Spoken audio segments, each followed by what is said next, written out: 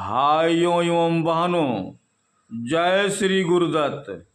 आप सबका शाश्वत ज्ञान गिरनार से चैनल में स्वागत और अभिनंदन है। भाइयों बहनों, भारत में सैकड़ों चमत्कारिक और रहस्यमय मंदिर हैं। ऐसा भी एक श्री कृष्ण मंदिर भारतीय राज्य केरल के थिरुवरप्पुर में स्थित है। कहते हैं कि यह मंदिर 1500 वर्ष पुराना है। इस मंदिर में रखी भगवान श्री कृष्ण की मूर्ति को 10 बार भोग लगाया जाता है। यदि भोग लगाने में थोड़ी भी देर हो जाती है तो यह मूर्ति भूख के मारे दुबली हो जाती है। जानिए क्या है इसका रहस्य।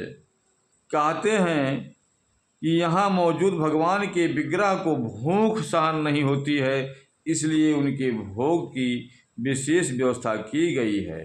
भाइयों बहनों, आगे की वीडियो शुरू करने से पहले हम आप भाई बहनों से अनुरोध करूंगा कि चैनल को सब्सक्राइब एवं वीडियो को लाइक तथा शेयर जरूर करें एवं कमेंट्स बॉक्स में अपने विचार से हमें अवगत कराएं। उनको 10 बार नैवेद्य अर्पित किया जाता है। नैवेद्य अर्पित नहीं किया जाए तो उनका शरीर सूख जाता है। यह भी जनश्रुत है कि प्लेट में से थोड़ा थोड़ा करके नैवेद्य गायब हो जाता है। मान्यता है कि यह नैवेद्य भगवान श्री कृष्ण जी खुद ही खा लेते हैं। पहले यह मंदिर आम मंदिरों की तरह ग्रहण काल में बंद हो जाता था, परंतु एक बार यह देखा गया कि ग्रहण खत्म होते होते उनका विग्रह सूख जाता है। कमर की पट्टी भी नीचे खिसक जाती थी। जब यह बात आदि शंकराचार्य जी को पता चली तो वे खुद इस स्थिति को देखने और समझने आए। सच्चाई को जानकर उन्हें भी आश्चर्य हुआ।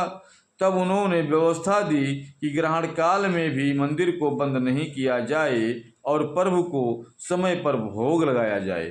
हालांकि इस कथा को बिल्वमंगलम स्वामी यार से जोड़कर भी देखा जाता है। आदि शंकराचार्य के निर्देश के बाद से ही यह मंदिर 24 घंटे में मात्र 2 मिनट के लिए ही बंद होता है। मंदिर बंद करने का समय दिन में 11:58 है। उसे 2 मिनट बाद ही ठीक 12 बजे खोल दिया जाता है। पुजारी को मंदिर के ताले की चाबी के साथ कुल्हाड़ी भी दी गई है। उसे निर्देश है कि ताला खुलने में विलम्ब हो तो उसे कुल्हाड़ी से तोड़ दिया जाए ताकि भगवान को भोग लगने में तनिक भी विलम्ब न हो।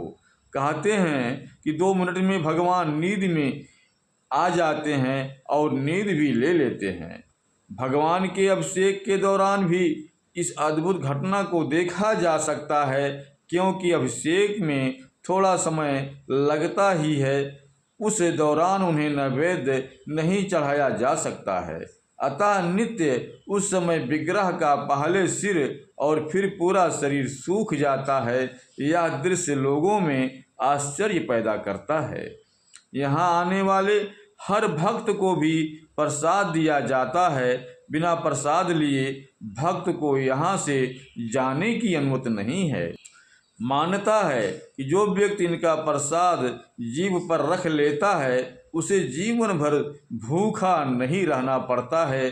श्री कृष्ण जी हमेशा उसकी देख रेख करते हैं।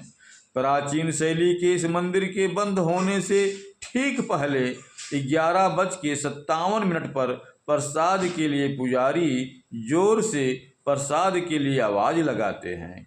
इसका कारण मात्र यही है कि यहाँ आने वाला कोई भी भक्त प्रसाद से वंचित न रह जाए।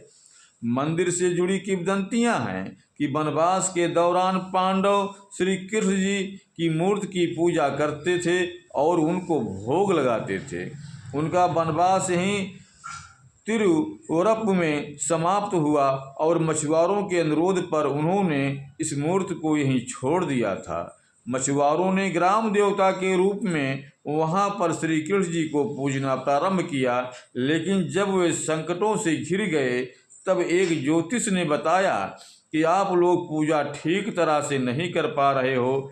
तब उन मछुआरों ने उस मूर्ति को एक समुद्री झील में विसर्जित कर दिया। फिर कालांतर में केरल के एक ऋषि बिल्वमंगलम स्वामी यार नाव से यात्रा कर रहे थे। तो उनकी नाव एक जगह जाकर अटक गई। लाख प्रयास करने के बाद भी नाव आगे नहीं बढ़ी। तब उन्होंने नीचे डुबकी लगाकर देखा तो वहाँ एक मूर्ति थी। उन्होंने उसे बाहर निकाला और नाव में रख लिया। फिर वे नाव से उतरकर एक वृक्ष के नीचे कुछ देर आराम करने के लिए रुके और पास में ही उन्होंने वहाँ मूर्ति भी रख दी। एक झपकी लेने के बाद जब वे उठे तो उन्होंने उस मूर्ति को भी उठाने का प्रयास किया, परंतु वह मूर्ति वहीं भूमि पर चिपक गई थी। ग्रामीणों की मदद से लाख कोशिश करने के बाद भी मूर्ति को वहां से हिला भी नहीं सके, तो वहीं पर मूर्ति की प्रतिष्ठा कर दी गई। बाद में यह जाना गया कि इस मूर्ति में भगवान कृष्ण का भाव कंस को मारने के बाद के क्षणों का है, जबकि उन्हें बहुत भूख लगी थी। इस मान्यता के चलते सभी से यहाँ पर निरंतर भोग लगाया जाता है। भाइयों बहनों, अब हम अपने शब्दों को यहीं पर विराम दूंगा।